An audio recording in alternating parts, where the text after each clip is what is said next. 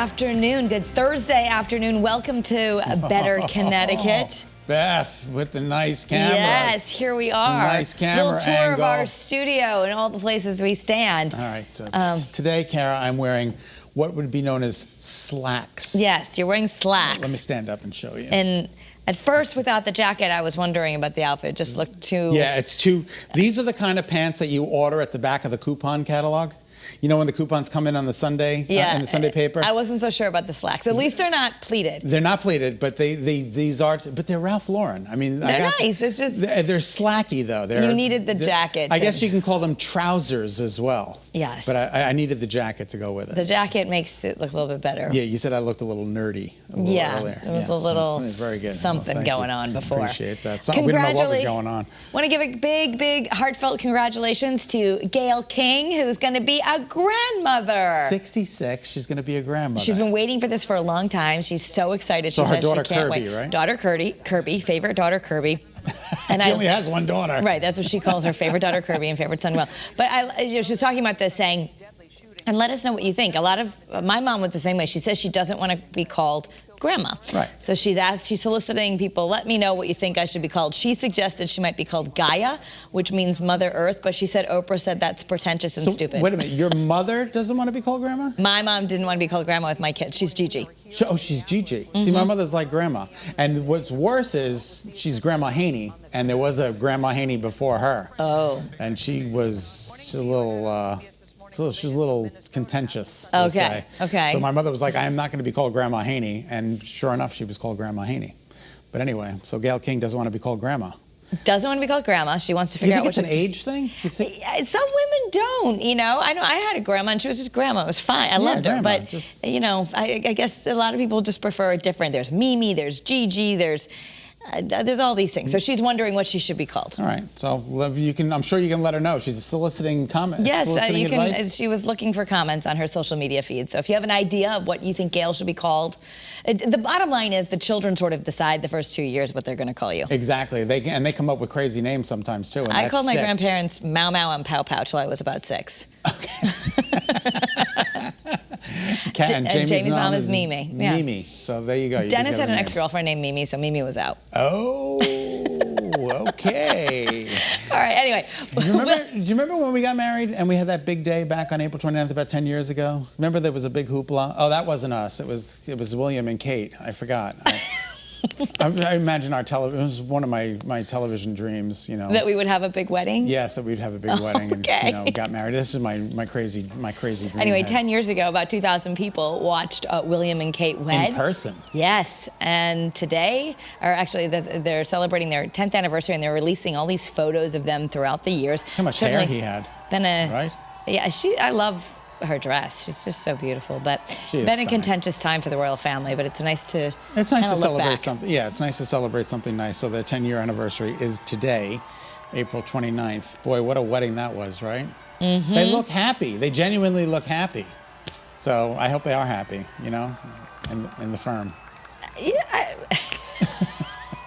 Well, both of them do seem to have chosen women that they really love. Yeah, which I think is great. So that's great. Okay, good. All right. So did your kids, how'd they fare at school during the pandemic? Did they maybe decide at 12 that they were going to graduate early and get through college too? That's what happened to 12-year-old Mike Wimmer. He finished 4 years worth of schooling in the 12-month period. How do you do this? Not just middle school. Okay, he completed his senior years of high school and a 2-year associate degree as well. He is now preparing to graduate from a community college and from Concord Academy High School as the valedictorian, and he's fielding job opportunities. Yes, it says for what's up next, Wimmer is considering job options in and out of the U.S., additional schooling, or a fellowship that would lead him to focus on his startup business. He's 12. Kara, do you remember when I was in geometry and I couldn't get a 51 average? And this kid's 12 and took 4 years worth of classes in 1 year. You've turned out okay, Mr. Haney. Thank God I don't have to do geometry because it was like angle, cosine, remember sine, cosine, You know, I have tangent. to say that with math, and it's not my strong suit, hence why we all became journalists, but I was way better at geometry than algebra. Algebra was just a long line of numbers that overwhelmed me, but geometry had pictures and words, so I understood it better. Algebra, I had a 96 average in algebra. Yeah, And then I see, this is where we're different. This is probably one of the only areas where we differ. All right, the zipper is an invention we probably use just about every day. I know I used it about 5 minutes ago. Yeah. And today we're celebrating all things zippery. National Zipper. Now, what I thought was so interesting is it didn't used to be called the zipper. It's been around for a long time. What was it called? It was invented back in 1913, but they called it things like automatic continuous clothing closure, Yeah, clasp locker, a separable fastener or a hookless fastener, and then finally B.F. Goodrich decided to call it the zipper in the 1920s. Just shows you how little marketing in one word can change everything. When the word sounds like it is? Is that an onomatopoeia? When the word actually sounds like it is? Like stench. You know, like that word just reeks. It sounds like it is. I forget. And, well, I don't know if it's an onomatopoeia, but... English teachers chime in. But anyway, right. It is a zipper because it sounds like that noise. We'll have Could to you figure... imagine coming... Excuse me, your automatic continuous clothing closure is down. I know. Thank God they came up with the name zipper. Hey, your zipper's down. Oh, thanks a lot. I appreciate it. It does make that noise. It does. Onomatopoeia. Thank you. Onomatopoeia. It's an onomatopoeia. All right. Thank you very much. Hey, guys, I learned something in English. There you go. Yes. There you go. Well. All right. So the moon's going to look like a taco.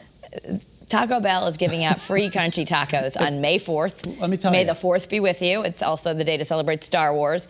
And they say it's the lunar phase when the moon looks like a taco. Oh, now it looks like the moon. Okay, See? I was like wondering what they were talking about. So you get a taco. Customers get their free tacos in stores on that day or through the Taco Bell app. So you have to keep an eye to the sky, but it'll be May 4th.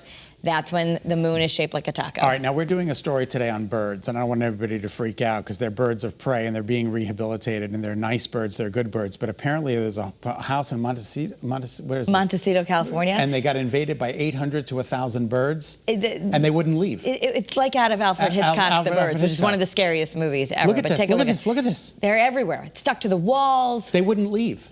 800 to 1,000 birds. So they think they got in through the flue chimney. Oh my God, look at them all going there. Look at them all going in there. And the family was just out, and they came home after dinner and found birds everywhere. And you know stuck to the ceiling, stuck to the walls, and of course doing their business. They do business is what they do. Oh, goodness. They had to power steam clean everything, throw things out. And apparently they're not the only ones. A neighboring house also had about 1,000 birds in it too. So they're looking for a nice home. Look at them flying in. Why did they all go in the chimney? Why'd they all just, it's like the first one went and they all followed? Yeah, I guess so. Isn't that amazing? Oh my goodness. Look at all of those birds in the house, All right. That's just wild. Well, we've got a good story about birds coming up. All right. Did you hear about the alligator who tried to cross the road? And then stop traffic? And then stop traffic. He was trying to get to the other side and he was like, what's going on? There he is. There he is. He's blocking traffic on a busy bridge during the lunchtime commute in Houston. Look at the officer. Officer's like, oh, you're going to have to move it, sir. He's like, hey, Izod, over this way. Mr. Lacoste, right this way, please.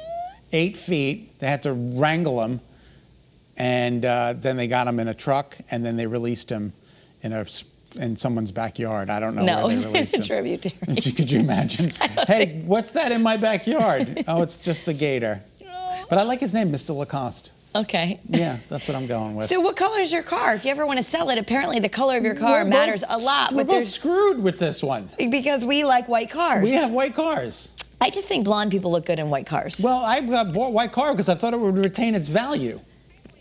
And Jamie has a white car. And so many people have white cars in our parking lot, but apparently they're like the dead last in 5. Well, or the top bottom 5. If you like red paint, that's not going to work. Look, there's your car. Yeah, that's a Buick. It's a Buick. Wow. But yellow cars apparently depreciate the least. Now I'm shocked who has a yellow car unless it's a fancy sports car or an old classic car? So I'm wondering if it's because that's why. Those are the things. But they said some of the other bad colors for losing the most value would be brown, purple. Who buys a brown car? I don't know. I mean, they were big for a little while. It was, remember that chocolate? Oh, you know what? Dennis has a brown car, and it's nice. His is black, but it has wood on it that he customized. He made it into a Woody. All right, very good. Black with wood.